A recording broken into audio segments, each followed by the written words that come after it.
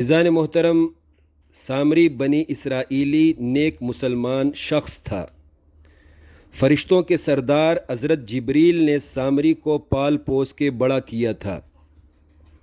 بے شک سامری کو بہترین صحبت ملی، لیکن سامری پھر بھی بدبخت مرتد ہو کر مرا، ناکام ہو کر مرا۔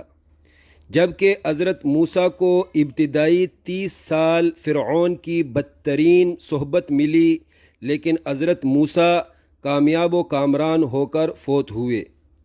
تفاسیر قرآن میں لکھا ہے، سامری زنا سے پیدا ہوا تھا، اس لیے بدنامی کے ڈر سے سامری کی ماں نے سامری کو ایک پہاڑ کے غار میں جنا اور بدنامی کے خوف سے غار ہی میں اپنے بچے کو اکیلے چھوڑ کر چلی گئی۔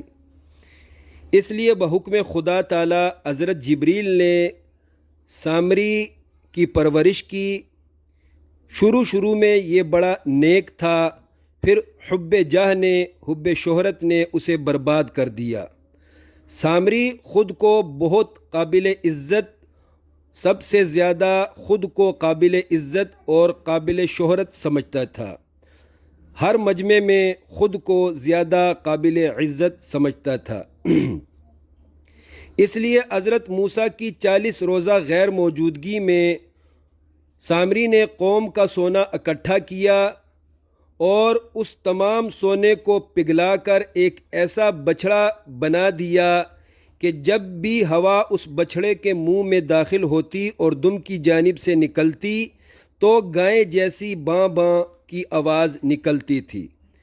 اس کرتب سے سامری نے ہزاروں بنی اسرائیلیوں کو اس بچھڑے کا پجاری بنا دیا۔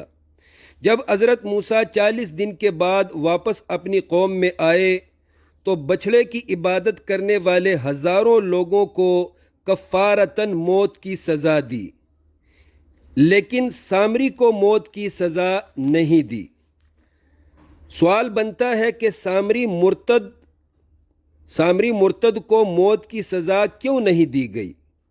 جواب: موت کی سزا اس لیے نہ دی کہ لوگ اس کی عبرتناک، ذلیل، سسک کر جینے والی زندگی سے عبرت حاصل کریں، سبق حاصل کریں، تاکہ قوم میں دوبارہ کوئی ذہین آدمی اس طرح قومی نقصان نہ کر سکے۔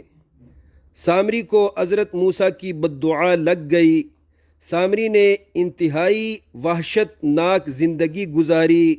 کسی بھی انسان کو دیکھتا تو اس انسان سے ڈر کر وہاں سے دور بھاگ جاتا، اور اسی طرح اس کی بقیہ پوری زندگی بھاگنے میں گزر گئی، وحشت میں گزر گئی، سخت بخار میں مبتلا رہا، حتیٰ کہ بہت گندی موت مر گیا۔